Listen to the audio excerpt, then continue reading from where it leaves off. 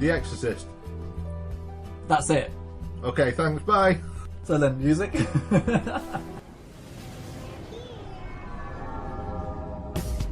talking to me? Did you have a brain tumor for breakfast? Then who the hell else are you talking? Talking to me? I'm funny how? I mean, funny like a clown. I'm Peter Venkman. We all go a little mad sometimes. Man that doesn't spend time with his family can never be a real man. Damn! I'm kind of a big deal. First rule of my love is do not talk about my love. Yeah, baby!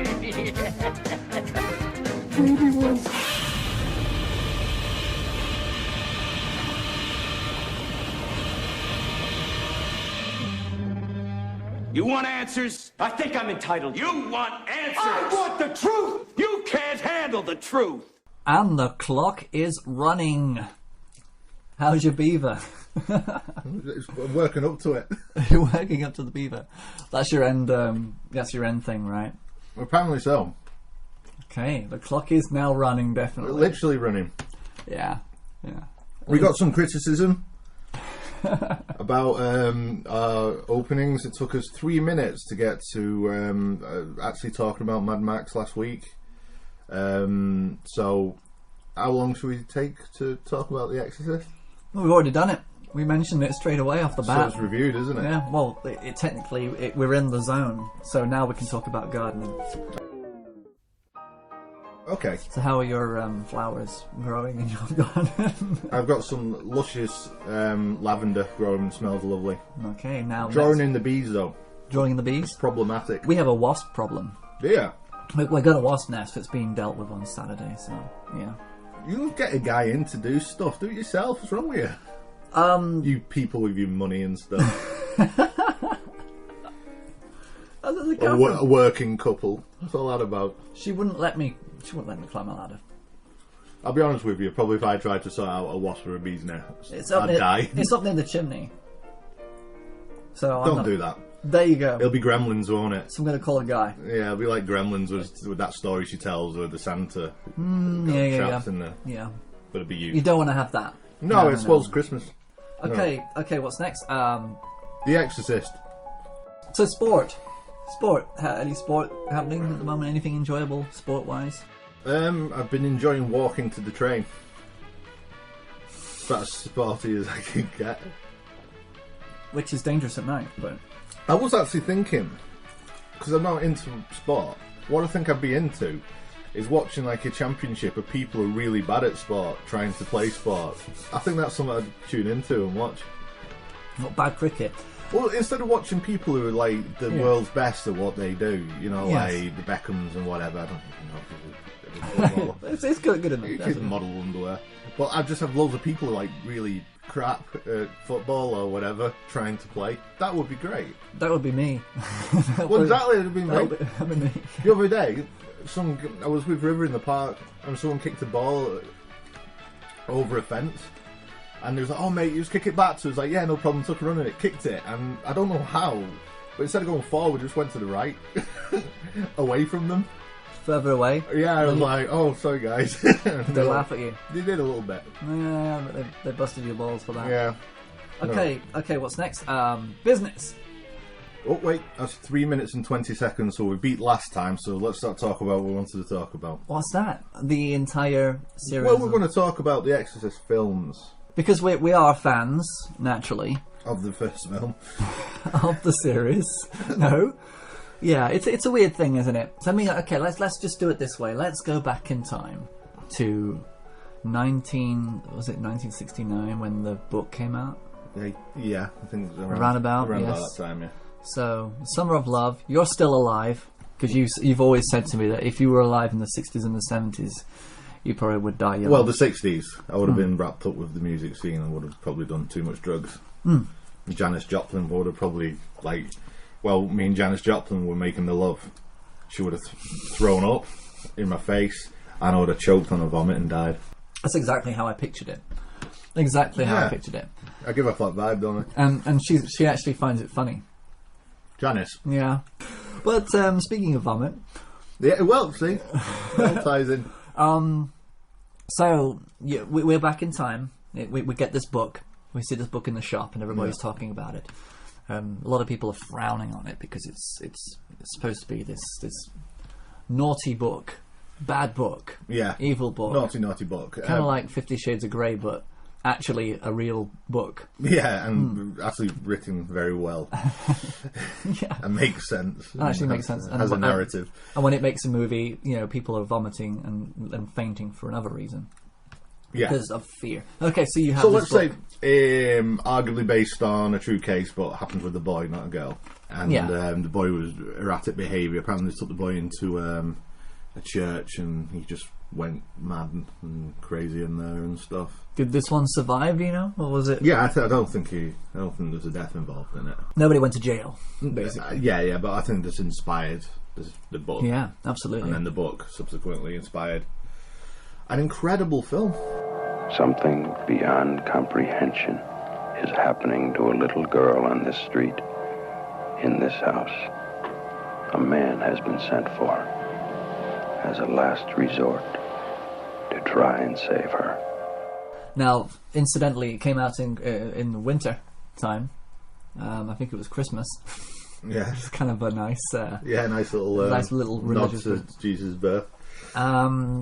And the reaction was astonishing. It's frightening. Do you think she'll go back in? I don't know. I have a friend in there alone, and I don't want to leave her in there alone. So I probably will. But it's just, it's incredibly frightening. Well, people were fainting. Yes. People were being exercised after watching the film. They ran to church because they were afraid. Yeah, a lot of people were literally running to the church. It just scared me to death. Things just like this really scared me to death. I'm just nervous. Do you remember what particular scene it was that... when she was in... What was it? When she was in a room, the doctors came in, and she was... I guess it was when she was talking to Devil's voice. Oh, God, I can't believe it. Are you going to go back in and see more of the movie now? Probably, yeah. What are you going to do right now? I don't want to see it, but my curiosity's killing me. I have to see it. I fainted like 10 minutes after the first beginning of the movie. And I walked out, and they gave me some water. I passed out in about the first half hour, yeah. Do you remember what it was, what scene it was that affected you so much? Convulsions, when she took convulsions. Because I have a little girl, and it was like watching my little girl. I think it's disgusting. Why? I don't know, it doesn't, it doesn't make me want to get sick like everybody says. It just, my legs are just going, nyeh, and I want to go in the lobby and not watch it, and I have to cover my ears. What was it that made that happen? Just when she started talking like devil coming out of her. How about you? I can't even describe it. It's so horrible. I don't know why I waited 4 hours to see that. The devil made her did it, I bet. We've talked before about like really good horror films having people being scared of the child. Yeah. To have her saying these things and acting in that way, coming out of this little, really pretty little girl, is shocking. That's, exactly. They set up the film beautifully. The character of Reagan is kind of like the daughter everybody wants to have. She's sweet, she's funny, she's got a good sense of humour, and all of a sudden she just changes. Oh, yeah? Well, let's both play. You really don't want me to play, huh? No, I do. Captain Howdy said no. Captain who? Captain Howdy. Who's Captain Howdy? I make the questions and he does the answers. Oh, Captain Howdy, yeah, I see. Nice. Oh, I bet he is. Here, I'll show you. What? Captain Howdy, do you think my mom's pretty? Captain Howdy? Captain Howdy, that isn't very nice. And things that's the thing, though, it's subtle. It is very subtle, very subtle. You know what I mean? Like, she's not very well. She's a little bit sick. Are you comfortable, Reagan? Yes. How old are you? 12. Is there someone inside you? Sometimes. Who is it? I don't know. Is it Captain Howdy? I don't know. If I ask him to tell me, will you let him answer? No, Why not? I'm afraid. If he talks to me, I think he'll leave you. Do you want him to leave you? Yes. I'm speaking to the person inside of Reagan now. Little things that really, the first time I watched The Exorcist, really got to me was like when her mum woke up in bed and she's in bed with her. He said, "What are you doing here?" She goes, "I can't sleep, my bed keeps shaking," and don't think anything of it and go back to sleep. That stuff gets under my skin. Yeah.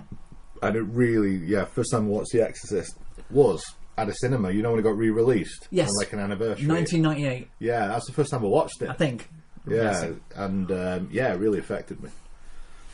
Yeah, I've got a really interesting story of how I managed to watch it the first time. It was a bootleg copy. Right. It was just before the anniversary of the film, and I was in this video shop that I used to frequent a lot. This is where I got all my videos. I used to buy 5 videos a week from this guy for £5 to £10 or something like that. Right. He was a really kind of a wheezy guy. You could always hear him, and you always know where he is. So really, for shoplifters, it's quite an easy target. That shop. He's really difficult to creep up on you. Yeah, you can't just Darth Vader here. So anyway, I said I bought The Exorcist II, the Heretic, and because I hadn't seen the first one, and this was the only thing that I could watch that was closest to. So he goes, I've got a copy of The Exorcist. You can borrow it if you want. Borrow it? I went, okay, yeah. So he brought down this tatty, big plastic box. Right. It was a rental. It was I don't know if it was a ripped off bootleg copy from America, but it was guaranteed copy of Exorcist. So I took it.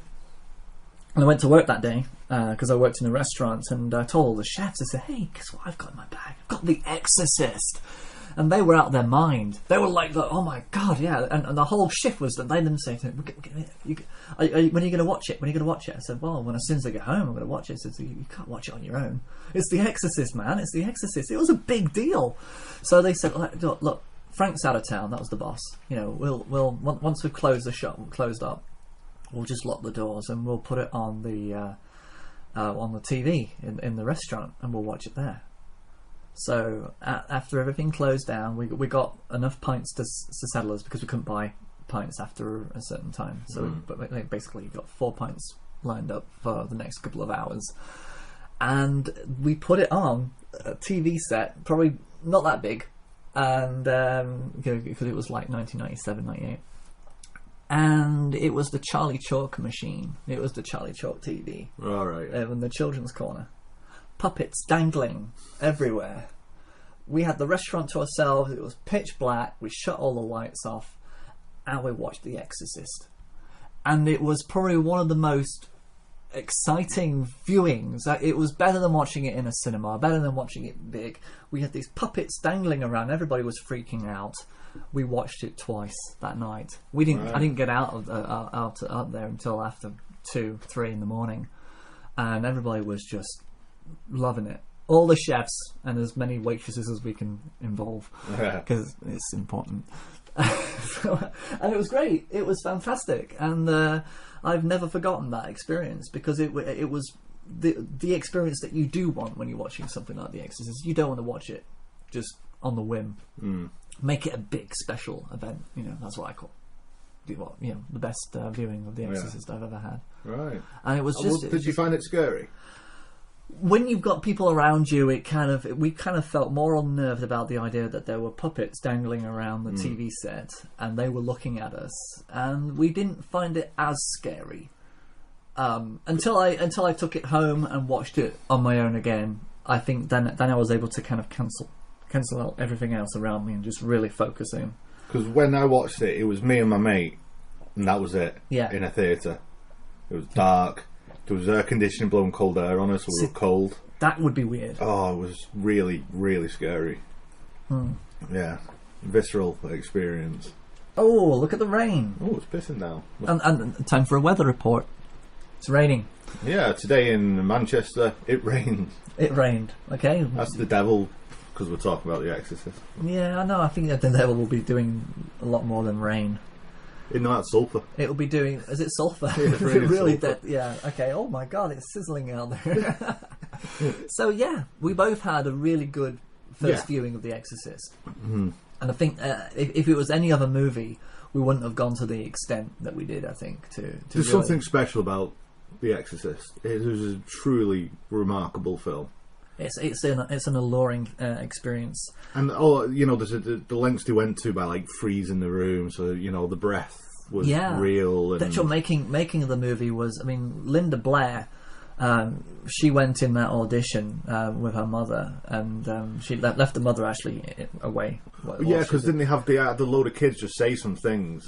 And then Linda Blair said some outrageous stuff. She had to literally read what she had on the page, and it was just all this cocksucker, motherfucker, all this, and she felt horrified. She didn't know how she was going to tell her mother, who was waiting out in the waiting room, that what she'd just been told to do. She felt really, but for a 13-year-old to be, she was 12 or 13, to be conscious of the fact that what she was saying was bad. I mean, as a 13-year-old, I wouldn't care. I'd be like, hey, this is cool. Yeah. But she was honestly conscious. She was mature enough to kind of have an understanding of the consequences of what she was saying.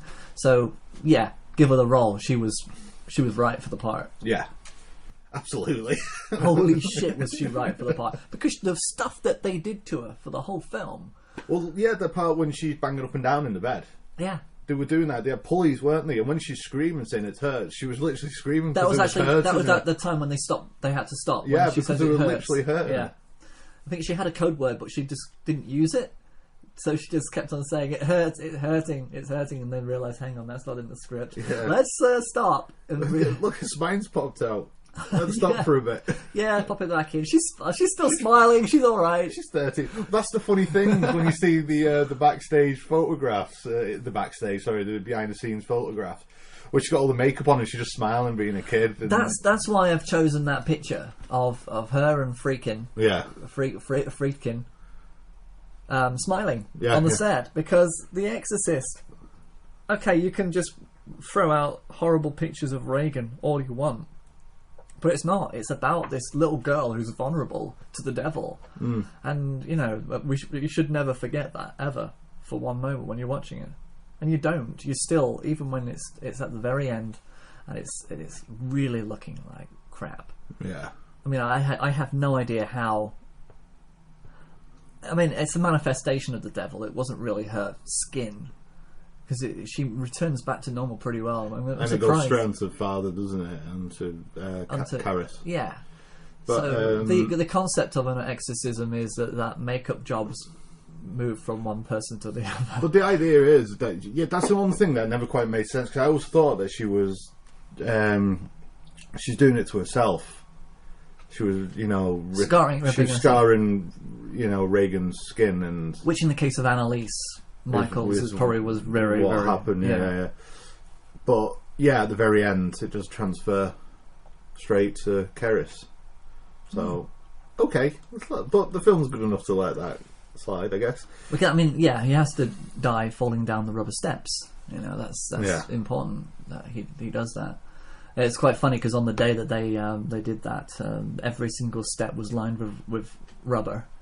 Yeah, and there's a lot of steps. There's a lot of steps. He did it twice, didn't he? I'm not sure, but he said when he told how do you do that? I said, well, I just basically let my body just become really relaxed. And there were kids over the neighbours who were watching it. They were charging people to come to the back garden to watch the actual fall, the actual filming of that scene. They were charging all the other kids and everybody else to come and watch it from their garden, so they were making a buck, which is great. I mean, I think that's when you're actually, I wonder if they actually knew that they were actually watching the most amazing horror film ever made. I mean, it really is. The Exorcist is by far the best horror film. Definitely, it's one of the best films ever but made. It's not... But there's horror films I like more. Are there? Yeah, like Halloween. And The Thing, I probably like. You probably like those more. Probably, but it's a personal thing, though, isn't it? Yeah. But I suppose The Exorcist is a better film. I think, it all depends on that personal experience, I think. Because I like I say, that experience of watching it for the first time in a children's area of a restaurant, pitch black, it was a great night. It was a different experience. So, I didn't have that with Damien the Omen or anything like that. No. Which is still a great movie. Things before I watched The Exorcist for the first time, I was freaked out before I even went in there. Yeah. Because what I was about to see. Yes. Because I built it up, so... It could have been awful, and I would have been scared. You know what I mean? Yeah. I did the same thing when I was a kid when I watched The Amityville 2, The Possession. It's a terrible film, but when I first watched it on an old grainy VHS, I was already freaked out before I watched it. So as I watched it, I was like, "Oh my god!" and turned it off. And now I've watched it since, and it's just a laughable, bad film. Yeah, and I think that nowadays, when we watched watched Poltergeist, I was anticipating something scary. But it didn't deliver, and I didn't let it scare me because there was nothing there to be scared about. Which back in the day, the Heretic was still probably a little frightening to watch because of the allure of what it was before that came before. The Heretic probably was just a little bit more scary than it is now because that was still not something that people had seen. Still, again though, before The Exorcist come out, when you see like a ghost film, it's like in a big manor house somewhere. Yeah, The Innocents was the first film that really made it psychological. Is in the middle of a city. Yes, in an apartment.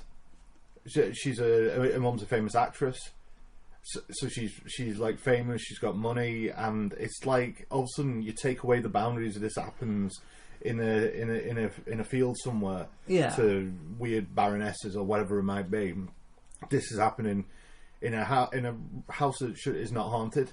To a wealthy family who's successful, who's happy, in the middle of a city. And that's why it works. This is happening, and that's exactly why it works. That's why it's because all of a sudden now this could happen here.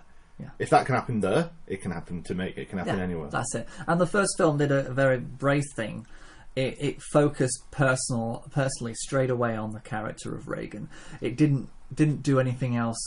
I mean, it changed the environment of the room slightly, but there were no bright lights. There were no demons jumping out in from the corners. No. Nobody was actually. I mean, Karras was having a personal crisis of his own with the crisis of faith. His mother dying, and his mother kind of like appearing to him in kind of visions and which is basically as far as it took the scares for the whole film. It didn't go outside of that box. It kept everything straight. It didn't do what Poltergeist did and started throwing all these effects in. There was no real need for it, and it was purely about the characters. Yeah, it's a character piece, and that's exactly what horror should be, I think. I mean, Halloween is a character piece as much as... Yeah, absolutely. But to me, just... the first time when she levitates off the bed... Yeah. It's such an incredible piece of cinema. Yes. Because it's so affecting, but there's not a great deal happening, just her floating off the bed. Yeah. Now, if that was done now, they'd have to try and prove that she's floating by putting their hands underneath and do the whole wow, there's no strings. But they just let it happen. They just let it happen, and you don't question it. Yeah, and you'd have some woman in the background going, "Oh my God, she's floating!" Oh, it's really? like, yeah, well, I can see she's floating. You don't have to friggin' tell me. I can't believe it. My daughter is floating. But oh my God. Yeah, oh my God, like, hello. And then the daughter would be filming it on her phone. And that would be like, oh, I can't wait for my friends to see this. Yeah. Oh, yeah, that's what will happen. She would have been, like, talking to a mate, and then all of a sudden her face will glaze over, her eyes will go white, then she'll just start floating. So you'll see everyone in the room watching her float, and you'll see this, like, eye chat video of her floating, like, oh, fuck off. But thank God that this... I mean, the thing about a lot of these seminal movies like Exorcist, it was made at the right time. But by the right people. By the right people. Yeah. And that is why so many... I mean, if The Exorcist hadn't been made, we'd probably be talking about something completely different right now that broke free. Yeah. That was not as important. That has basically been forgotten about.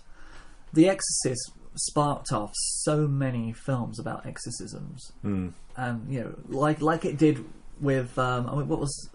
We had a big exorcism film spree about 10 years ago. We did, like the exorcism of Emily Rose and all those kind of things. But why did that start? Who was that? Just because of the exorcism of Emily Rose? I don't... What usually happens is someone just, we've not had an Exorcist film for a while, so they make one. Yeah. And then because that's successful, everyone makes one. I don't think there was any particular reason to do it. Unless I'd say it did coincide with an anniversary of The Exorcist, thinking, we'll jump on the bandwagon here and make a lot of Exorcist films. That's it, yeah. So, I'll be honest, I love an exorcism film. There's something about them that I find really... I think it's because of the effect that this film had on me when I... Yes. But what I kind of find is that this movie set a very specific rule about what exorcism should look absolutely. like. Yeah. And unfortunately, when I see it being done to death, excuse the pun, every single demon child has to be a sweet child. Has to be or a virgin child, or a pretty child, or somebody you would not expect to have you wouldn't have the brat, the common brat, or the common jock. Imagine a jock. I mean, a football, really good at his game, football. So all of a sudden having a possession, they wouldn't do that.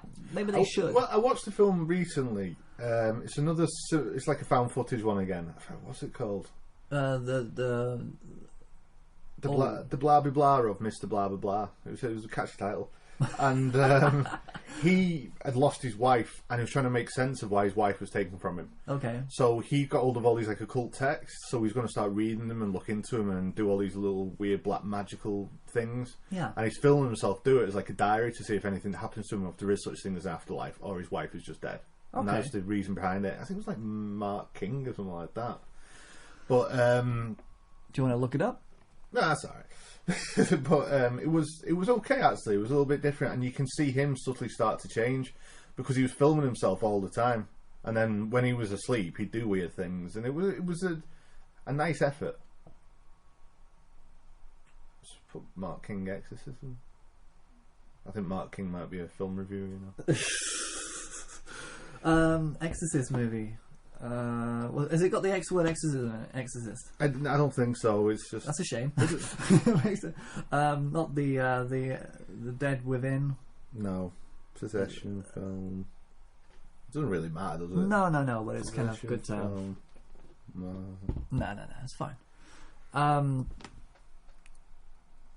It sounds like something I want. There it is. The Possession of Michael King. The Possession of Michael King, and it's more of a documenting what could happen if you. It's like that documentary about Super Size Me, where the guy is feeding himself on food, and then you start to see him changing. But this is put that in a world of possession, and you can see that could be quite interesting. It's not the norm. Yeah, it was okay. At the end, it goes into like craziness. Like he's dangling from a ceiling, somewhere, and that kind of stuff. But it's still parts of it were quite scary. It was an effective film, so I enjoyed that. That was all right. But yeah, you're right. The Exorcist set the benchmark, the formula, of what it should be. But still, to this day, they still stick to that formula, especially the ones that have come out recently. They're all apart from the found footage element in it, where every single person who was possessed must swear and curse and say foul stuff. Yeah, one thing though has been brought in is them contorting,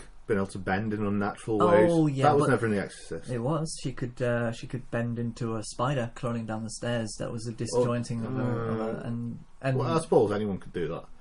I'm not going downstairs, but I can do backwards, that. Though. Yeah, I can walk backwards doing that. Can you? Okay. Probably not down the stairs.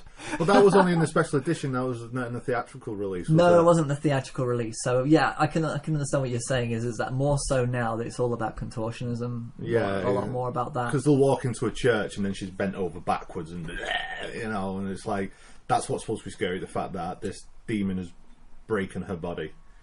You know what I mean? Exactly. You might have that fascination, but I tend to find that it's too much of the same, and I'd like to see an exorcism film that is completely original.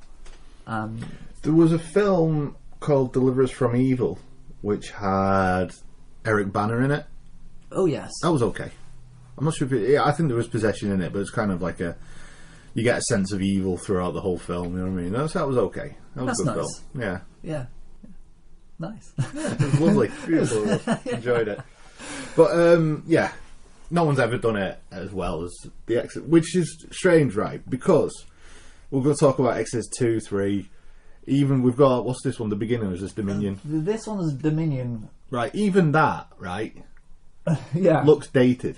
Yeah. The Exorcist does not look dated. No. The Exorcist is still fresh and beautiful Yeah, celluloid that, exactly. that pops every time you watch it. It's like 2 and 3 came out before 1. Even this that's on now that was made in 2005. Roundabout, yeah. Looks more dated than the original Exorcist does. And I think these were purely out because of the anniversary. You know, someone was racing. I mean, to get at least one good Exorcist movie out, and they ended up neither of them. Two bad Exorcists. Neither of them actually succeeding. But yeah, the first one. That's the thing. I mean, people actually didn't look at the Exorcist and think, okay, I know that there's a natural progression to this story. How can we make a sequel that we still get to have our cake and eat it? But nobody ever really thinks it through. Yeah. Because what happened with The Exorcist II, which have we talked enough about the first one? Probably not. You can go on forever though. That's the thing, you know. I want to talk about all the different aspects of the film. Yeah, we can do. Great, you know? Exactly. I mean, if you want to have an absolute in-depth analysis of The Exorcist, Mark Kermode has a book out. He does, Mark Kermode is kind of like he's become the ambassador of the advocate of the Exorcist film. It's his favourite film. And he says that every time he watches it, he sees something new about it. And I think that's more to do with the fact that every day your life changes. So whenever you're watching something again, you see it differently because of what you've learned. Absolutely. From the last time you watched it. Because there's so many ways you can take it. It could be like a metaphor and going through puberty. Yeah. You know, taken to the huge level it is like. But yeah, absolutely. But let's talk about some of the really the scenes, the classic scenes, like the crucifix scene. Where she masturbates with the crucifix. And she does that in front of everybody. Yeah, and Mum walks in, and there you go. And Mum walks in with a priest, and there she goes, she's doing it. And but that's the thing about this. Let Jesus fuck you and all that. Reagan's elevation to being completely psychotic is kind of like it goes in bumps. It's not like an easy ride up to madness. She has a little... What am I on about? Not contorting. Her head turns around. Her head does turn around. Fucking hell, Andy. What am I on about? Sorry. Yeah. That's fine. Keep it in, because I like being wrong. It's fine to be wrong. There's nothing wrong with being wrong. Yeah. But as long as you admit that you were wrong. Yeah, I was wrong as well. Because I didn't mention the head contorting either. But that's the thing, we talk about the iconic scenes in it, and you think, oh god, and her head turns around, doesn't it? That's the thing. Some of the people who left the cinema because of the different bumps that happened in the film, and it is peaks. It's like, it's not just I feel sick, I'm not feeling well, I don't want to have my injection, so I'm going to swear and spit in your face. That was one bump. And then there's the urinating at the party scene. My idea of heaven is a solid white nightclub with me as a headliner for all eternity, and they love me. That is so creepy. Which is the creepiest, because everybody's having a good time. The level of enjoyment of the film, we're kind of like, we're in that house, and it's filmed so well because it's as if the crowd just parts a little bit, and she stood there next to the piano, and they all look at her and quiet, and they're all still smiling. It's like, Reagan, you all right, honey? Hey, I think we've got a guest. You're gonna die up there. And then just urinates. Which is a perfect combination. I mean, I don't think it was Linda. I don't think they went to the point where she actually... No, it would have been... Yeah. It has happened. I think I have mentioned on our podcast before that I've seen Jane Horrocks in Macbeth as Lady Macbeth standing on stage. She drank loads of fluid, and she just stood there and she peed. There were no tubes, no nothing. It was just her getting into that role and really letting go, literally, as Lady Macbeth. Lady Macbeth is really the first story of possession. She was possessed. Yeah. And so I think that maybe that was drawn from that idea, that she was that insane that she just, letting go. Luckily, she didn't let go of her bowels, because that would have been bit icky. Yeah, but I think things like that, like I was listening to an interview with Johnny Vegas. I know this is completely different now. No. But I think like Johnny Vegas' character. That's what people don't understand. He's a character. I think it's Michael. I forget, Michael something is his real name, and he's not Johnny Vegas. You mean that is not his name? No, but people think, you know what I mean, that this crazy guy on stage is who just drinks beer. So he turned up to a gig that he thought was going to be his next big break, and this guy turns up to review him, and it wasn't the person he thought it was going to be. He's like, "Oh, what are you?" He goes, "Oh, I'm just here to review it." He goes, "Well, are you a conduit?" He goes, No, I usually do the pets. I review the pets. You know, like do pet shows and things like that. I don't know why I'm here." And he was that disinterested. He went out, bought a lead, took all his clothes off, and he made one member of the audience hold the lead, and he did the whole gig as a dog, just because he was so pissed off with this. And halfway through it, he took a shit on the stage. Oh my god, that's so G.G. Allen's. Yeah, you know what I mean? Jeez. And he said he didn't want one. He had to really force it out, but because he was so annoyed that this guy had come just to... He's supposed to review pet shows and come to his comedy gig, which he thought was going to be a big break for him. He thought, right, I'll give you the gig you want. That is really quite an excessive thing to do, especially when you're... I mean, did everybody else enjoy the show? I don't know. Because that could piss me off if I went to a comedy show to watch Johnny Vegas. Take a dump from the stage. Bring my wife. I said, you'll enjoy this. But that's what I mean. Johnny Vegas at the time was this character that you did not know what he was going to do. Now he's trying to do gigs as himself and just be generally funny, which I think he is generally funny. He's a very clever, funny guy. But Johnny Vegas was this crazy guy. He didn't know what he was going to do. Yeah. And it's actually a different person in him. It's weird because we were talking about the possession thing. It's as if there's two characters in him. And if you let... with the way he talks about it, is if you let Johnny Vegas out, he finds it hard to get clawing back and get himself back out there. And he talks to himself like there's two different people in there. Well, they say, I mean, actors are literally people who suffer from multiple personality or schizophrenia. You have to have a certain sense of... You have to be able to touch upon that in order to do that properly. You can't just be yourself. You can't just bring yourself to anything like that and expect it to work. You've got to be in touch with that sense of a loss of self and a split personality. And a lot of what you see in films, when people can't get away from their character, that's why method actors, they stay in their role. They don't talk to the people that they're not supposed to talk to on the set. They just literally just stay in that character. It's because they probably can't get out of that skin. If they get out of that skin, they can't perform. Yeah, well, I think I said before with the guy who played Withnail. Withnail, that was... Ding, ding, ding, ding, ding, ding, ding. That's not going to help. With Nell and I, well, Richard. I'm thinking of the player. Richard E. Grant. Richard E. Grant. Yeah, Richard E. Grant was doing a film with Paul McGann. Paul McGann? Joe McGann? One of the McGann brothers? No, Richard E. Grant was doing a film with Bruce Willis. My Left Foot. Oh, Daniel Day-Lewis. Daniel Day-Lewis, right? Yeah. So, God, honestly. So Richard Grant was doing a film, and he got that to the makeup chair and there was a delay, so they were having this really nice chat. And he said, God, I've got a friend here. I'm going to be friends with Daniel Day-Lewis. And he was really chuffed and that. So the next day he comes in to the makeup chair, he's like, hi guys, you alright? So I said, hi Daniel, and Daniel just completely blanked him. He's like, oh, alright. And then afterwards, I think it was Michelle Pfeiffer who was in the film with him. And he went up to Michelle and said, I think I've done something to upset Daniel, because yesterday we had a really good laugh. First day of shooting, probably. We really had a great day. But now he's just totally blanked me. I don't know what I've done to upset him. He said, oh no, it's not that.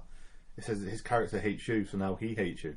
Yeah. He's like, what? He says, that's it. And never. So the only time you can make friends with Daniel Day-Lewis is the first day of shooting before he Unless you're friends with him in a film. Unless you're friends with him in a film. So yeah, There Will Be Blood must have been quite an interesting shoot because nobody liked him and he didn't like him. My God, but that's the whole reason why people want to work with him, because they want to kind of experience this double life, this double personality, and I think But then a 13-year-old girl doesn't have that. So to get this kind of performance out of her, they want to be a princess. They want to be things. They have this kind of. Well, that's what I love about they have it. an imagination. She's doing all this saying all these awful things, and then after the finished cut, she just turned into better 13-year-old girl and was just joking around and having fun with the cast. Because she I think she's one of those rare children who was like Jodie Foster, just in touch with their own personality, and I think it has a lot to do with parenting. So we've got after the crucifix scene, that's where she sits up in it and the head spins round. Is it that point? Do you know what she did? Your daughter. Yes, your cunting daughter. Yes. And then the head goes, and that again, you talk about that because it goes slowly down, and then it just turns quickly, doesn't it? The head twisting around. Yeah, actually, the crucifix scene I think they are different events, aren't they? Yeah, the first... that's when she attacks her mum. Yeah, her mum comes in and she says...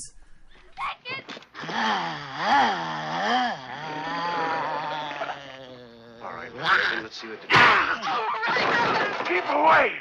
The soul is mine! And she pushes her to the ground, and then the wardrobe pushes into her. Yeah. I love that part. It's hilarious. It is funny, but you know what? It's funny but creepy, but that's the thing. Humour and fear are very close together. There's something that working together, it's... Well, absolutely. When you're in serious trouble, you're close to laughing, because it's like a defence mechanism. It is. You know, and... but the power to make you laugh and the power to make you scared are both extremes. Again, that's what scares me with people watching this for the first time now. It's the vulnerability. You've seen all the Saw films and shit like that. They're not. They're just going to laugh at it. And say, oh, she's masturbating with that. Wow, cool. I mean... Yeah. Because people don't seem to get into a film. They want a film to just wash over them now. The Exorcist may exhibit brief glimpses of terror, but it's pointlessly drawn out and often boring. Well, at least I thought so. I find it kind of tame. Of course, now that I've seen shit like a Serbian film and Human Centipede and stupid pieces of shit like Tusk, that doesn't help either. But yeah, I put this over those movies. I put The Exorcist over shit like Human Centipede and a Serbian film and Tusk, because I think this is technically well made, and I give credit to the cast. I don't feel anything. There's one scene I wanted to just mention. It was the first time that Father Karras comes in, and there's talk about the Bible, and the drawer opens. Yeah, and it's a vulgar display of power, isn't it? Did you do that? And then it's like the first time he's actually seen something like that happen. So we're kind of, because that's when he says, "Did you do that?" And he puts it. Do it again. Yeah, that's it. And then plume de la tante, which. But because it's all the sort of like she says it's the devil, doesn't he say? And he tricks her with because it's not holy water, is it? No, it's just there. It's like it burns, and he goes, "Well, if it was really the devil, we would have known that wasn't holy water." Great! So good. I want to watch it again now. Yeah, it is exciting. I love it. Yeah, I would be watching it now in the background, but I thought I'd put the really, really, really bad film on. Yeah, thanks, man. Just to kind of remember where, to ground us in the fact that we know The Exorcist quite well. I mean, do you know what plume de la tante is? It's Latin, isn't it? Yeah, the pen of your aunt. Yeah. Which basically people assumed was that was plume was flower. The flower of your aunt was kind of the assumption was that that Karras was probably abused by his aunt. Right. By having to go down on her so much, so the flower of her aunt was supposed to be his aunt's vagina. Right. But that was purely speculation, and that was just in a stupid forum about The Exorcist. Right. But and that's when I wrote a message saying actually it means the pen of my aunt, and it has absolutely nothing to do with Karras being abused. That's just your wild imagination. Good luck with that. But you look far enough into something, you'll see what you want to see. Exactly. You know so, I mean? but it would have added another layer, of course. But we don't. It was an unnecessary layer. But it was the fact that she could actually say that in Latin, and who's to say that Regan herself didn't actually know that from Latin, the pen of my aunt? Well, they probably would have had Latin classes at that age. Because probably by then. Because I know a plume dilettante because it's in an Eddie Izzard stand-up. Yeah, where he talks about when he used to learn Latin at school, and that was the first phrase he ever learned. So it was a common phrase to learn. It must be, unless he got that from The Exorcist. Well, that was the whole point. Yeah, maybe. Who knows? Who knows? Because I never heard about it, and apart from in The Exorcist, I've never. But Eddie Izzard seems to be that kind of a person who. Again, speak every single language that there is, even dead languages. He would be, if he was actually possessed by the devil, nobody would know if it was him or if it was the devil. Until he started talking backwards, and you're thinking, that's good. That's good. That's very good, you. Yeah, well done. Yeah, you've been watching Twin Peaks, have you? Yeah. Oh, so round rabbit there. We got back to Twin Peaks. There's a lot of possession in that too. Yeah. Yeah, so pea soup. The pea soup scene came a little bit later when Marin came. I think it was it Marin's Maron? Mark Maron. Maron. He would be a great priest. He so would. Do you know what? You could just go to fucking hell, you bastard. Yeah. He'd be swearing more than the girl. He'd be trying to get Boomer to come through. Come on, Boomer, come back. There you go. I'm Boomer. And this little 13-year-old girl. Do you know what your cat did before it died? I don't give a fuck. How many girls did you sleep with, Maron? Oh, bless. But, yeah. Bill Hicks is not here today, Mark. But yeah, Pea Soup. I mean, it really did create quite an impression on people, because every time you see Pea Soup, obviously I always think of Exorcist. Yeah. I still eat it. I don't mind eating it because I know that. Well, yeah. It didn't put me off. Yeah, it didn't put me off soup, like, you know. But it's all because it's all happening to this 13-year-old girl. It's just such an alien thing to see and experience, and it's that's it. It is horrifying. What you go through is horrifying. And the words "help me" also pushes through, and that's before the priests even get there. That's when the maid, is it the maid? The maid had seen it, and gets the mum to come up and say, "Look at this." Yeah. Which freaks me out, because when they actually go to her, they get close up and she's asleep, and you're expecting a scare. Yeah, and you don't get it. You don't get it because that's great filmmaking. Yeah, if that was done today, she would have woken up. Yeah, and then there would have been this big massive thing where they've got to tie her to the bed and whatnot. Yeah, because the reason they tie her to the bed is because she's harming herself. Yeah, that's what they have to do, not because she does attack. And they do a really good job. I mean, that is the best bit of a bit of bed wrapping I've ever seen. I tell you what.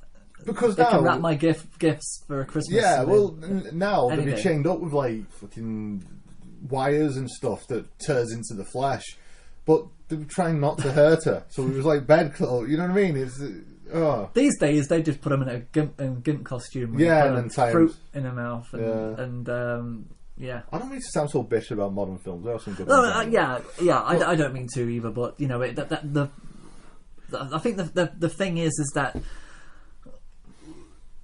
We don't know when the next Exorcist movie is going to go. What I mean is the next experience that's going to blow us away. I mean, I think it's very. I think we've seen so much now that it's very hard for us to kind of feel. That's why we always go back to our classics. That's why I love more kids today to actually watch some of the old stuff first before they get too much into what they're watching now, because then they're missing an education. And unfortunately, they don't want. They'll probably be laughing at us right now, saying, "This isn't school. I want to watch a movie and be scared." Since I liked the last time I went out with my boyfriend, he put his penis in his popcorn. So well, that's it. You want to be scared, and then the moment you walk out of that theatre, you don't think about it anymore, and you go and do this. But with a film like this, you walk out of that theatre, and you're like, "Oh God." Like Starry Eyes got under my skin. Yeah, but I don't think kids today would ever look at Starry Eyes on the poster board and say, "Let's go watch that. That looks good." Yeah. That's going to freak me out. They want to see the evil within. They want to see the death pictures. They want to see the possession pictures. They want to see the scary movie pictures and the Saw movies, because they visually have it right there on the poster. Damon Wayans says, "You will cack yourself." I like Damon Wayans. Yeah. They need to be told what's scary first before they actually decide that something is actually going to be scary. Yeah. They need to be told beforehand. And it seems to be theatres, also with trailers today, a lot of them are showing reaction shots of people in cinemas being scared. Yeah. That's all they want. They don't have weren't the Blair Witch the first people to do that? I'm pretty sure it was. The reaction shots, yeah, I think they were. I think it was, yeah. They were. They set a trend. But one thing that at the end, you know, where Karras loses it. Yes. Where isn't Reagan talking about his mum? I think again, he comes through as his mum, because he sees his mum at one point in the film. Yeah, on the bed. And I know he just loses it, and he just starts punching Reagan in the face. Yes. No one ever talks about that. She's a 13-year-old girl, and he fucking level. And you know, because of seeing backstories of him, he's a boxer. He practices. He boxes. So he's probably really. I mean, that's why I don't get how Reagan isn't this beaten-faced, boxing, split-nose girl in the sequel. Her. Yeah. Boom, boom, beats the shit out of her, and then he's like, take me, and then and then Reagan sort of pulls the cross off him, doesn't he? And then it just goes into him. Why would it do that? Yeah, it wouldn't make any sense because it wouldn't be able to reach for the cross. Well, not even that, but why? I don't know. The cross is supposed to be this sacred thing. Yeah, they can't touch. But why would it go into a priest? Unless it's that cocky to say I can possess a priest. Who knows? Well, why didn't it do it earlier if it needed to do that anyway? Yeah. I think it saw the opportunity. The window was open. I'm going to kill the priest. I'm going to make it look like an accident because I am that calculating.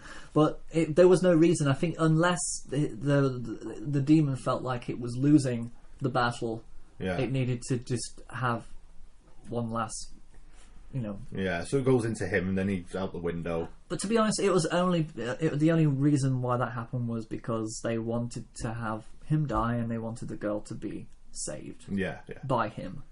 It's the redemption. It's still a great ending. It's the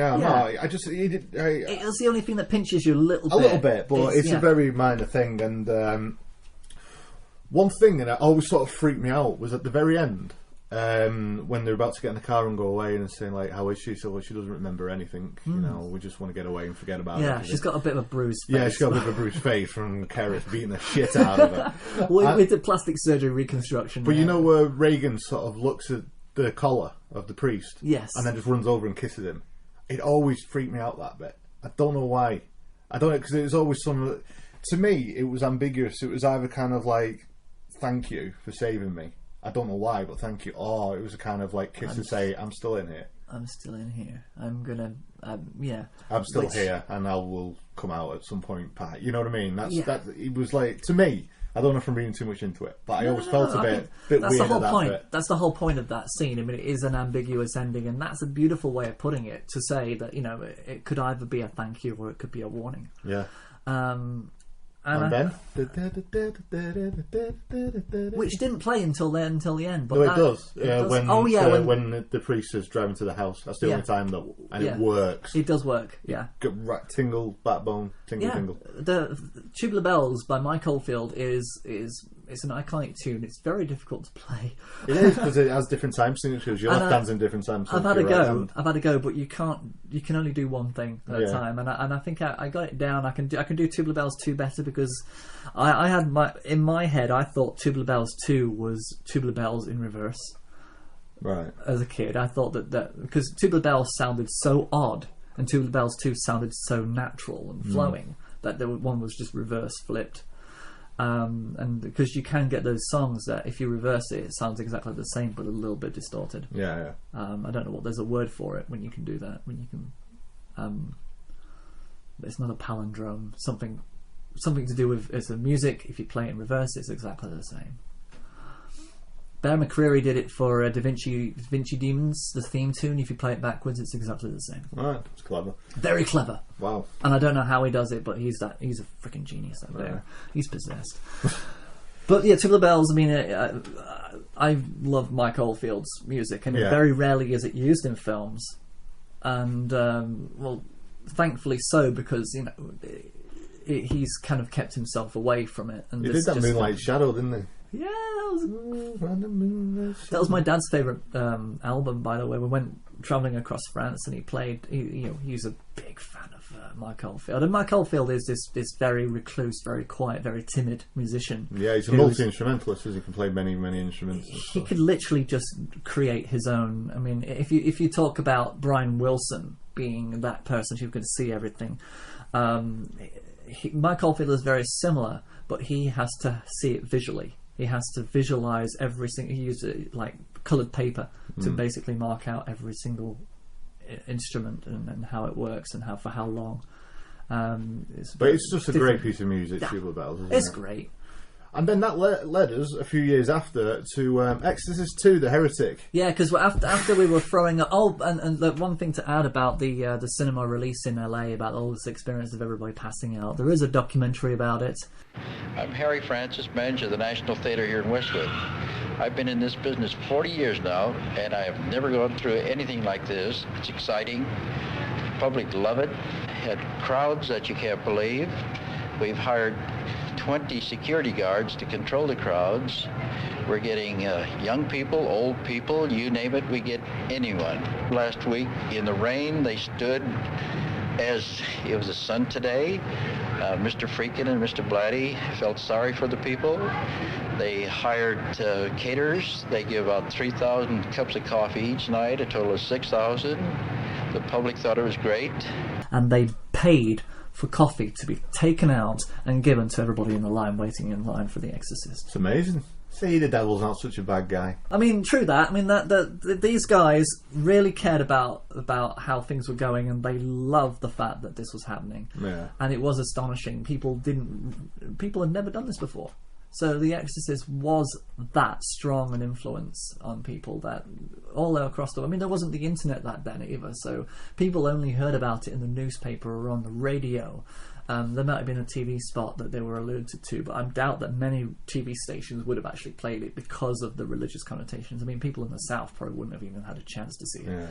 Yeah. But yeah, they came in their droves. They travelled to it was only a selected cinema release as well to begin with. It really didn't take on, and people were just passing out all over the place. It was great. What a great time to be alive. Every year, it seems, a film is released with scenes in it so disgusting or so disturbing that controversy is stirred up over whether it should be shown or not. A strong contender for the title this year is this film, The Exorcist, which was released yesterday in London. But the controversy centres not on what the film has to say about possession by devils, because it doesn't actually have very much to say about that, but about the series of rather vile manifestations by the devil through the girl, who vomits, who shouts obscenities in a deep bass voice.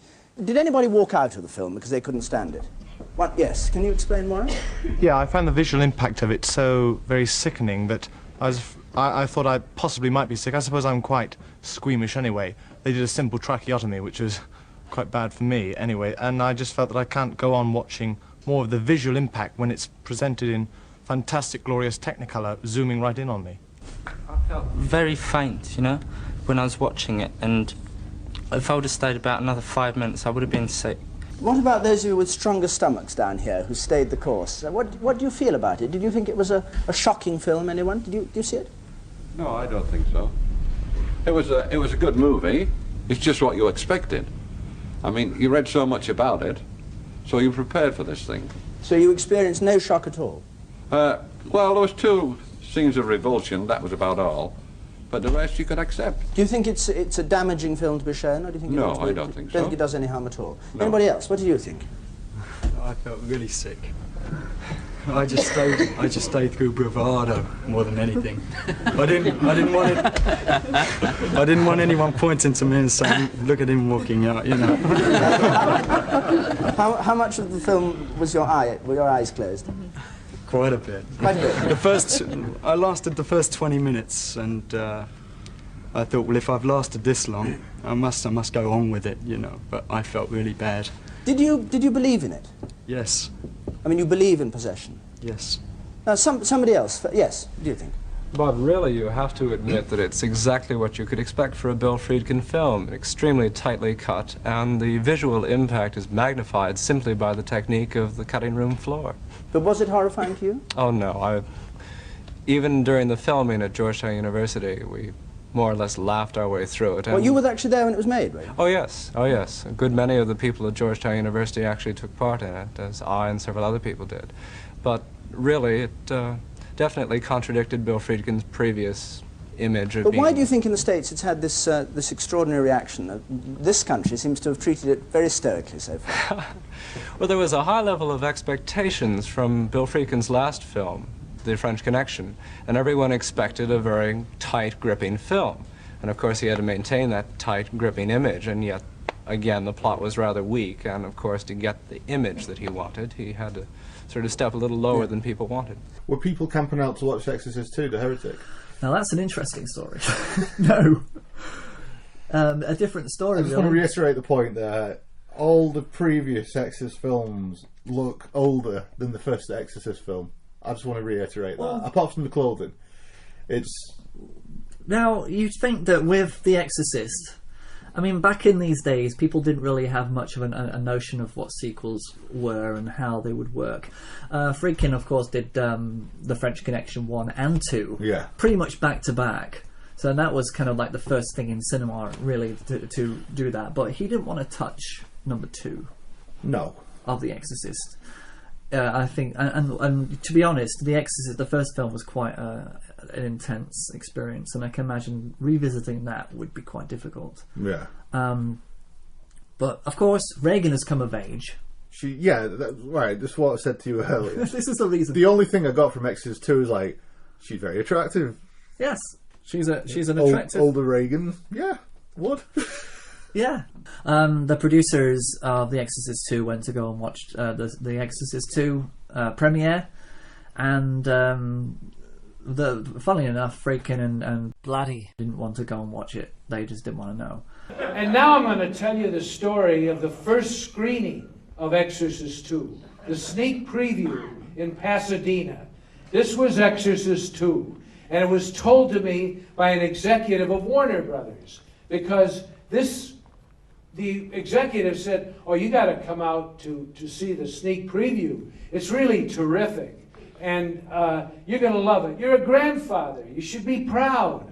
And I said, "No, I think I'll miss it." Then afterwards, he told me the story. These Warner Brothers executives drove out to Pasadena in their big limousines, and they were all dressed up, and they went into the theater, which was packed, turn-away crowds, and they went and sat in the last row. And about 10 minutes into the film, now, before they went into the theater, they told their limo drivers, "Look, we're going to be in there for like 2 hours and 20 minutes, or maybe more. You guys go on down the end of the block. There were some fast food joints." They went down to get a cup of coffee, whatever. So the limos are gone. The executives go into the last row. 10 minutes into the picture, a guy stood up in the audience. He stood up and he looked around and he said, "The people who made this piece of shit are in this room." And somebody else said, Where are they?" 10 or 12 people get up, and he says, "They're all back there."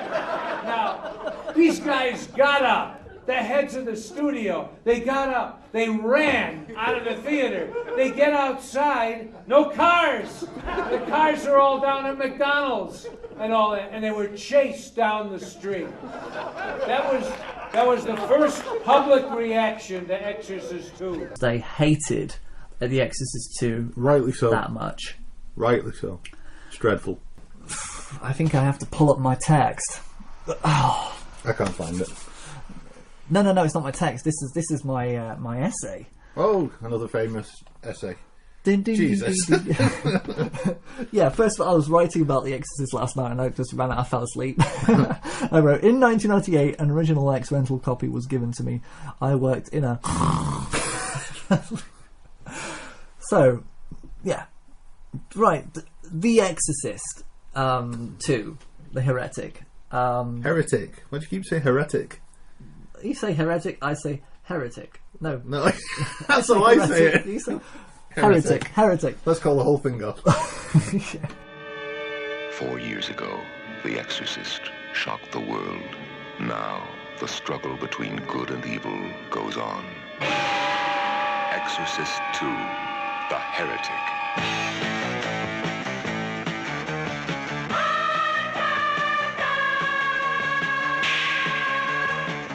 Linda Blair, Richard Burton, Louise Fletcher, Max von Sydow, James Earl Jones.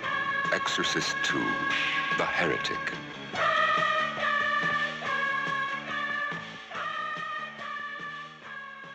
Okay. So go on, Exorcist II. Okay, so the story of Heretic is that she's grown up and then she's been going through psychiatric care. Yeah. And they've come up with this new idea that, well, first of all, it's been about 5 years. So Richard Burton, this priest, played by Richard Burton, has been sent by the Vatican to investigate what really happened to Father Karras. Shoehorn. It was horrible. Utterly horrible. And fascinating. For no reason. Yeah. Because it's like 5 years. Oh, yeah, remember that? Do you know what? I've had a stack of stuff that we forgot.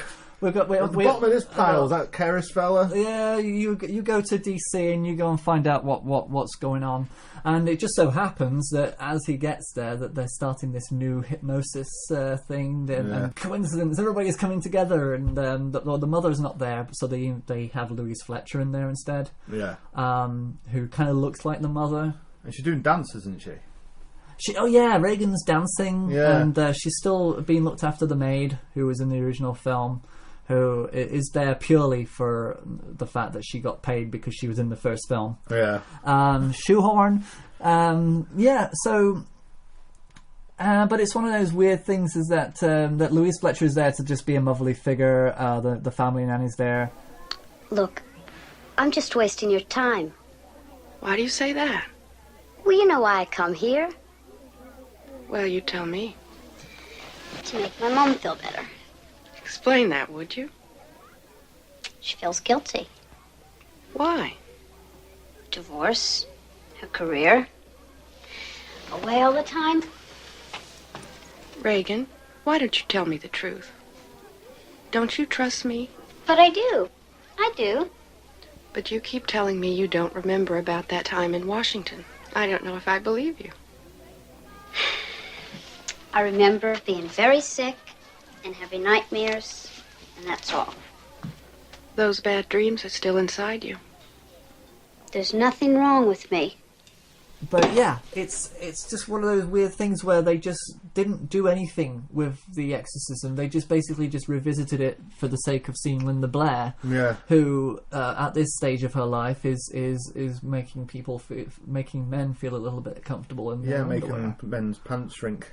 So Linda Blair is basically now just a sex figure in this film. But like I was saying to you before, the title "The Heretic" conjures up Antichrist, witches. Utterly horrible. Yeah, there's no There's not really any of that. But there is, but they're not really talked about. It's the Father Merrin flashbacks which is the only exorcism in the entire movie. Father Lancaster Merrin died in Georgetown near Washington, D.C. while attempting to exorcise a 12-year-old child, Reagan McNeil. The name of the spirit that possessed her was Pazuzu, an Assyrian demon traditionally known as the king of the evil spirits of the air. Father Merrin had first encountered this demon in Ethiopia 40 years earlier, when it possessed a young African boy. Father Merrin believed the human spirit was on the threshold of a great leap forward, either into goodness or evil. His teachings inspired many disciples, of which I was one, and his death dispirited us deeply. So it was that 4 years later, I climbed a hill in South America with a heavy heart, for it had fallen to me to carry on Father Merrin's struggle. I thought the flashbacks with Father Merrin as a younger man, which was basically played by the same guy, Sindel, without makeup. Oh, without because he was in normal age then. Normal age, the age that he was. But the African sequence, I mean, the possession of that African child was eerie. It was. That was really good. But they didn't do anything with it. It was a flashback, so you didn't really care about it happening. And the fact that people were falling off the rocks and there was that narrow rock face, that was interesting, but nothing really was done about it. Merrin defeated you. No. In his own place of power, he gained a little time. So Satan has sent Pazuzu to destroy this goodness.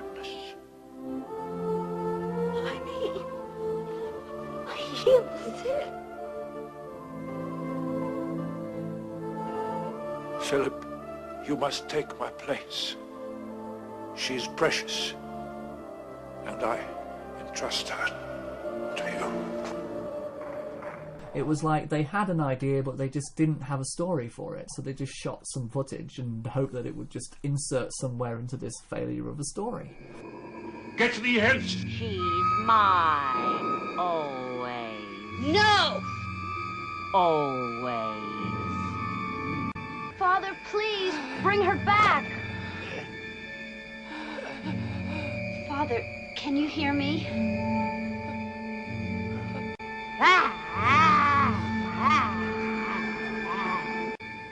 Father, please bring her back.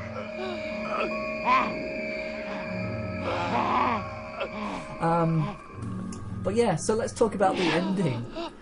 Oh. Because there's really nothing to talk about up until the ending. Of course, you said about Richard Burton talking to the camera. Yeah, I just remember one point, because I was watching it recently. I'd seen it years ago, and I'm watching it again, and I'm trying to be invested in it. And I just when I'm watching a film, my phone would light up, and what might be on my phone is definitely more interesting than what's going on TV. Yes. And I looked up, and Richard was saying something, but directly into the camera. It was horrible. Utterly horrible. And fascinating. And I was like, what? He was drunk. Yeah, he probably was, wasn't he? He was probably drunk. Yeah. And it was odd. It was odd and very... I'm like, is he talking to the audience? Yeah. Are we breaking the fourth wall here or what? And it was just badly... It's a bad made film. It's not... Yeah, so the ending. So the ending, they basically end up going to the house again. I don't even know the reason, because Azuzu is there, and they go in there and there's a swarm. First of all, there's a big swarm of things. Louise Fletcher is driving really fast with somebody in the car, and they end up crashing into the barriers of the house. Really, so she's mangled out. The nanny steps out, and because of the whole possession thing, she suddenly is possessed. It's like all of a sudden she's always been possessed this whole time, and it's kind of like Along Came the Spider, like when Monica Potter, this beautiful blonde who is acting normal all the way through the movie, and all of a sudden, as soon as she confesses, she changes her entire physique. That's a good comparison. I'm an evil bitch now. I'm Kaiser Soze. Yeah, and there's no reason for that change other than to have a twist. Yeah. And God bless Monica Potter, she's an amazing actress, and they should have done better with that. But again, with the nanny, she decides that she's going to catch fire on the fumes of the fire, and it's not as if she just walks on it and everybody's like, "Oh no, don't do it!" It's like, well, why? She's not exactly made of sulfur, is she? Oh, apparently she is. Whoosh. So everybody's thinking that she's going to burst into flames when she actually does end up bursting into flames. In front of nobody, there's a whole urban street of nothingness happening here, even though this is a big urban street. And if you hear a car go crashing through some barriers just over the road, come out and have a look. You'd come out and have a look. Yeah. But Johnny Carson must have been really killing that night. He must have been having such a good... Look, don't worry, darling. There's somebody's just crashed into that weird house again. Shut up, Carson's on. Carson, okay. Well, I'm gonna be watching, and then there's this lady. She's just caught fire. She's spontaneously combusted, and she's burning. Get in that kitchen and make me a sandwich. So then the house is possessed, and the house starts cracking, and Reagan starts to do her Reagan thing again, and then the house just completely decimates into rubble in front of our very eyes, and then as soon as everything's over... Now he is saved and made strong. An enemy of the human race is subdued. Reagan, I'm sorry. I understand now. The world won't. Not yet. You have to go. Take care of her.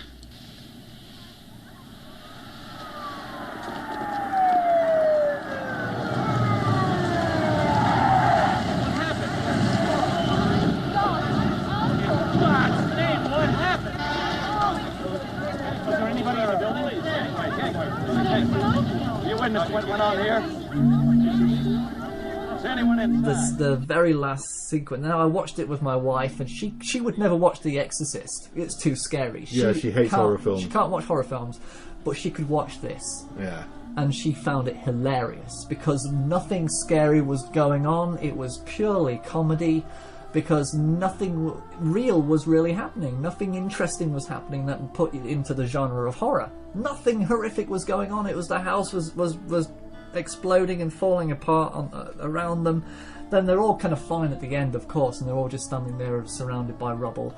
Then you hear the distant sounds of police coming down, and that's when you have like a whole bunch of zombies just coming out to watch fireworks. Yeah. all the neighbours suddenly just pour out, like very slow walking towards an event, as if it was like I don't know. I'm trying to think of what it reminds me of. What if then, like Cocoon? It was just a coincidence that had all happened at the point of a zombie apocalypse.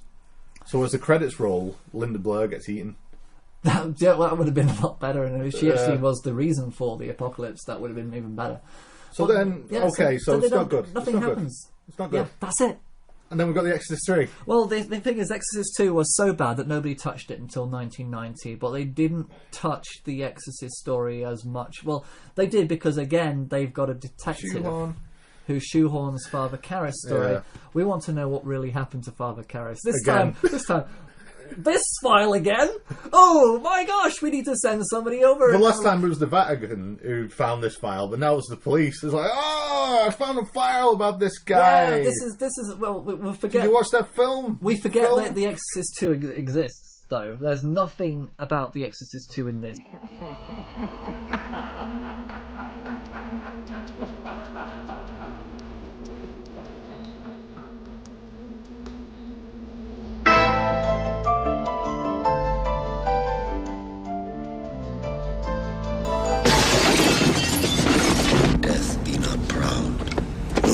Thou kill me.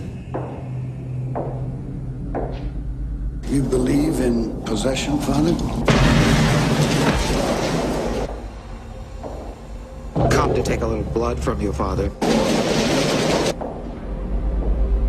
The boy had been crucified. I've just never seen anything like this in 20 years. The killer drove an ingot into each of his eyes and cut off his head. Who are you? I am no one.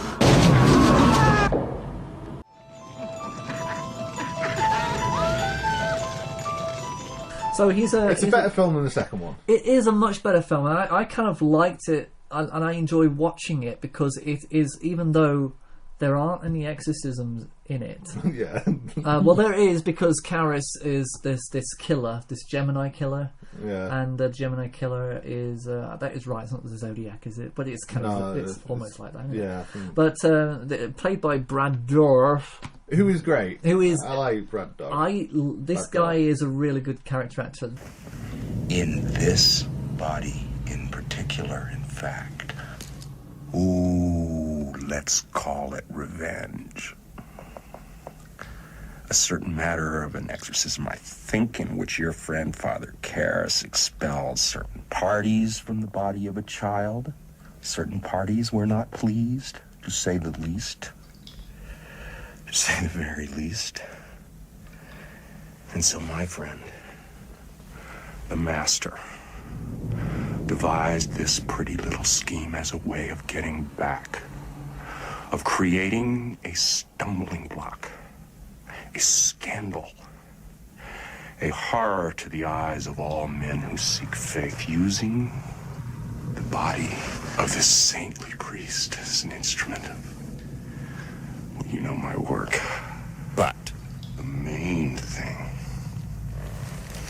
is the torment of your friend, Father Karras, as he watches while I rip and cut and mutilate the innocent, his friends, and again, and again, and on and on. He is inside with us. He will never get away. His pain won't end.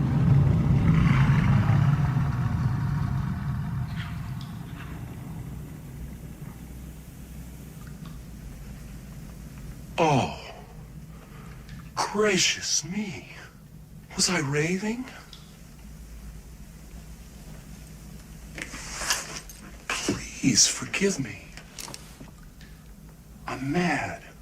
My only criticism of him is that he seems to play the same character no matter what he does, whether he's in Star Trek playing an evil guy or is... Well, that was it when we were doing The Lord of the Rings. We were like, we need someone to play this guy, this really evil guy. I know. Brad Dourif! Brad Dourif to do it. Brad Dourif!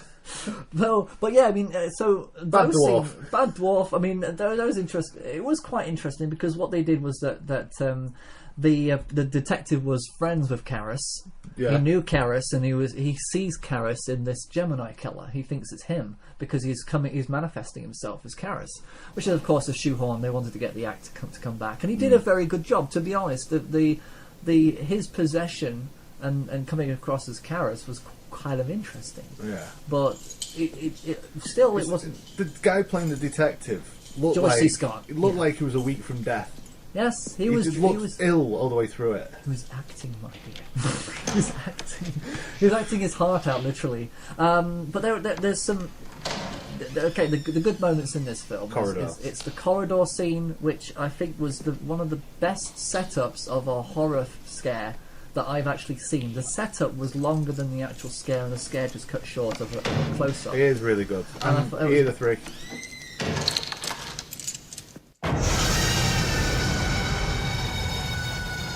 It is the ear of the Three moment, definitely. And what we mean by that is we have this theory that a good jump scare comes on an offbeat, so it wouldn't be like 1, 2, 3, 4.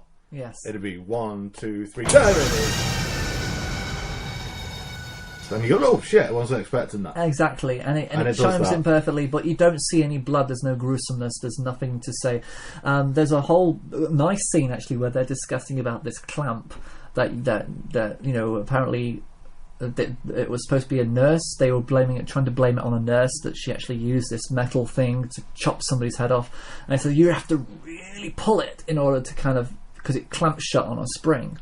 And I thought that was kind of interesting, because they were both kind of like trying to hold it and trying to see if I don't know if it could. And they were kind of like, some were kind of thinking, yeah, of course. And others were thinking, well, it's very stiff. So it was interesting to see them playing with that, because later on, this nurse, who is actually a patient, I think, from the hospital, who leaves it and goes to the house. She makes a phone call to the wife, pretending to be him, and she goes to the house.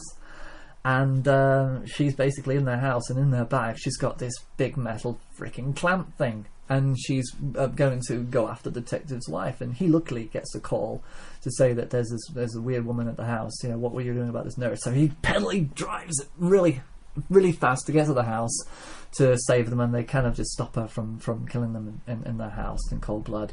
And that scene was good. It was tense. It was kind of like the French Connection. So there's kind of linking in with the directing styles of Friedkin in the past, and so there's a lot of good things about that film. The only thing is it didn't need to be called The Exorcist. Yeah. It could have just been called The Legion, and it would have been a film that nobody would have watched. But because of it was The Exorcist III, you go and see it. And I think it was a brave choice to do a film that was completely separate and different, but at the same time, like you say, it's still not up there. No, I tried to watch it and I was bored.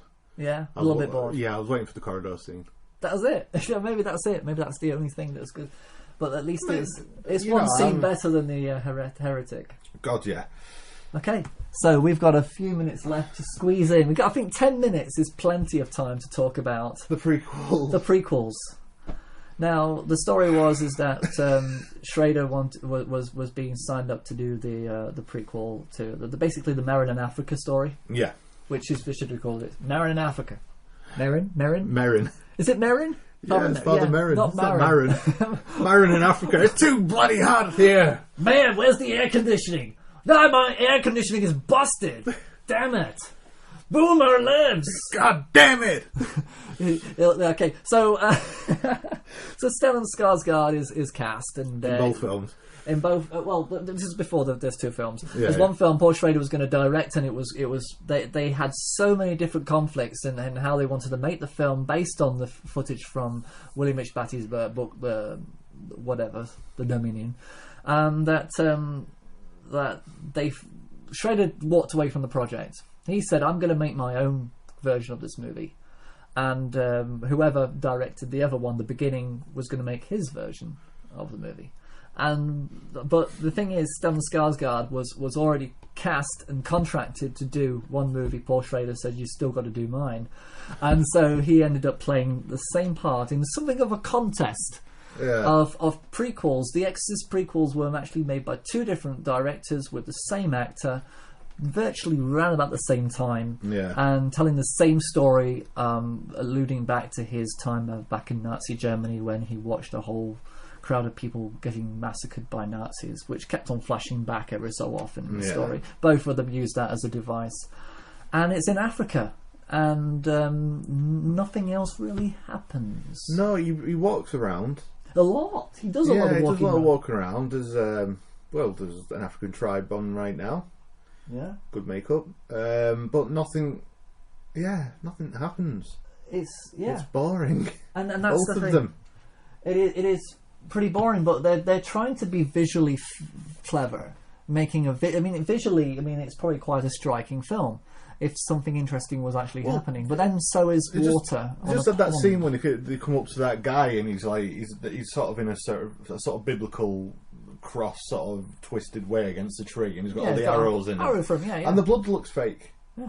Even this that was done in 2005-ish looks more dated than a film done in 72. Yeah, I mean, if you actually just turn this into a black and white film, you would be forgiven to thinking that it was actually shot in the 50s, because the quality of the drama and the hook, the excitement of it, is virtually non-existent. It's kind of like a... See, that's borrowed out the Omen, having I know it's like a hyena. Yeah, they're wild dogs in... We had that in the Omen. Done better in the Omen. Much better. And, these plastic caves that look really artificial, and Stellan Skarsgård, I mean, I feel sorry for the guy because he could have been the best Merrin. He wouldn't have been a good Merrin, but he's a good Merrin. I kind of feel sorry because I think he must have felt very confused about what he was supposed to be doing with these two movies. Which one was supposed to be? That one. There's like a rock that looks like a they shot this in Disney's, a Disney set. Artificial lighting. It didn't look very good. Is there an actor though that is as good as him from being in extreme art house films and then being in huge blockbuster films? Yeah, he was good in Good Will Hunting, and then he's really good in anything by Lars von Trier. Yeah, because he's in like Melancholia. Yeah, he's in. Was he in Melancholia? He might be. He was in what was wrong with my brain today? The Addicted to Sex one. Oh, the necrophilia. No. Yeah. Sorry, addicted to dead sex. Nymphomaniac. Nymphomaniac. That's it. He's in that. He's in that. He's great in that. So he does films like that, and obviously he's in the Avengers and things like that. Yeah, he's one of those people. He does one for the studio, one for himself. But unfortunately, he did two. He did two for nobody here. Yeah, one for the studio, one for Lars von Trier. Nobody wanted to have these prequels. Shooting them in Africa. See that? Look, it is artificial as hell. Yeah, these prequels were not interesting. They weren't adding to the series. They weren't saying anything new. They weren't doing anything new. It was. Yeah, I've seen scarier episodes of In the Night Garden, to be honest. Yes, and that's actually true. To be honest, no wonder kids are hitting the booze. If I had to watch this, I'd be on 20 pints a day. Macca, packa, acca, wacka, mika, macca, woo. Macca, packa, appa, yakka, ika, acca, ooh. Hum, dum, agga, pang, oom, ang, ooh. Macca, packa, acca, wacka, mika, macca, moo. Get the brandy! There's a condom talking weird! There's elements of In the Night Garden that are absolutely terrifying. We're sitting there watching In the Night Garden, and we're like, what the heck is that? What's going on? Did we have that experience watching this? Never. Never have we actually sat there being shocked. The narration, right? When, oh no, it's the Ninky Nunk. What do you mean, oh no? What's it done? What's it going to do? For Christ's sake, tell me! Please. Which door is going to open? Which one's going to be in? Why are they all looking at me like that? Why are the Tombliboos drinking the other person's drink? When I close my eyes, I can still see them. What are the Harboos? Why are they big fluffy things? What are they? And why do we always see the Pontypimes and never the Wattingers? Why? But yeah, I mean, at least we've got a lion eating something next to the Northern Lights now. Yeah, which is nothing. And there's someone's got a fan on, and her eyes are open very wide. That must mean she's possessed. Yeah, she's got a knife. And yeah, it's basically the most overproduced schlock ever made. Yeah. Guy shaking. In a tent. He's probably just masturbating. Artificial light. I mean, how artificial is the lighting of it? I mean, it's Africa, so it's got to be yellow. It's Africa, and the moon is out, so it's got to be blue. It's like, it's a direct hue of blue, or it's a big hue of yellow. B100. It's like, oh yeah, well no, but at least we did ours. Like that. No. Oh, how bad was that? Right, you just had Father Merrin like sort of facing camera, and then the possessed guy just sort of floated behind him. It just looked really shit. There he is now. There he is again in his toga. Yeah. So anyway, let's stop taking the piss out of it. Seriously, there's nothing to be interested in with these two movies, and unfortunately, when you look at the whole saga, you literally just strip everything away and just say there's only one. And it's a masterpiece. It is. Why does everything turn to shit, though, Andy? I don't know, mate. Why? I don't know, because they think they'll make money out of it. This is what it always comes down to, is a studio thinking, we'll make money out of this franchise. I think if we actually had... If someone came to us and said, okay, you two, you seem to have your head screwed on. He's going to say that to us, mate. Okay, imagine if this was true. Okay, I want you to write an Exorcist movie. Would we do a good job, or would we at least do something that was not what... would we learn from the mistakes of... I think so. I think a good filmmaker, if someone came up to them now and said, I want you to make another Exorcist film, they would learn from the mistakes. What's the demon? Pazuzu? Pazuzu again, yeah. Because So why not? Why can't he come back in Pazuzu come back in another Exorcist film now and possess someone else? Why not? Why not? Why should it be... And do something different with it and make it exciting and scary again. Yeah. But both of that, I mean, comedy and scares. I mean, The Exorcist was one of those things that you felt like you were on the edge of both, because it's like so frightening that it's like laughable, funny. Yeah, scary. I don't know. It just scared me. It just scared you, and it's one of those weird things, isn't it? Yeah. But thank goodness it exists. Thank goodness for Linda Blair. She never did much. She's been working hard. Has she? What's she been in? She's done thousands of TV movies and all right, she's Bandy. She's just making money to just do things, and mainly from conventions. I mean, she's like, but she's always there for her fans, like Freddy Krueger's Robert Englund. Yeah, Robert Englund, because I've never seen so many people being photographed with Robert Englund in my life who are on Facebook, who are even fans of Krueger. But yeah, she's always being photographed with fans, and she's there to just service the fans. I'm going to follow her on Twitter. Yeah. That's what I'm going to do. That's what we're going to do, and that's it. We'll do that now. So, yeah, so you know where to find us in our usual places. iTunes, we're still on there. They haven't kicked us off yet. No. SoundCloud. Yeah. frameby frame78@gmail.com if you want to send us an email. Constructive criticism, please, not just moan that we didn't get to something for 3 minutes and then not say anything about the actual podcast, any content. Yeah. I had to wait 3 minutes before they started talking about Mad Max. Exactly. and if it was a 6 or 10 minute podcast... I bet that's how we talked as well, by the way. Yeah. I mean... Mom, I wanted sugar on my cornflakes. You didn't put any sugar on my cornflakes. And I wanted half fat milk. You give me full fat. I hate you so much. I'm going to go on YouTube and write weird comments.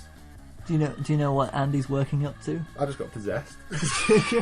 Possessed by a cunt. Sorry. Andy is just clearly working up to the. You're working up to the beaver. I'm working up to the beaver. I'm always working up to the beaver. Thank you very much. It's been a pleasure. Yep. Next time we're going to talk about how Cocktail and Texas Chainsaw Massacre are the same movie. Yes. Bye. Bye. Hey everybody, this is Frame by Frame. You can find us at iTunes Store by searching for us there, Frame by Frame, separate words, under the podcast category. Look for our logo and then subscribe. You can listen to our podcast directly with SoundCloud, which is at the SoundCloud website, frame-by-frame-2. You can bookmark the website where you can actually find all the above links at roastedportions.com. Follow us on Twitter at framebyframe78, all one word, and interact with us there on all our exciting little ponderings during the week when we're actually not podcasting. So please, check us out, subscribe, follow, bookmark, support, listen, and enjoy. This is Frame by Frame.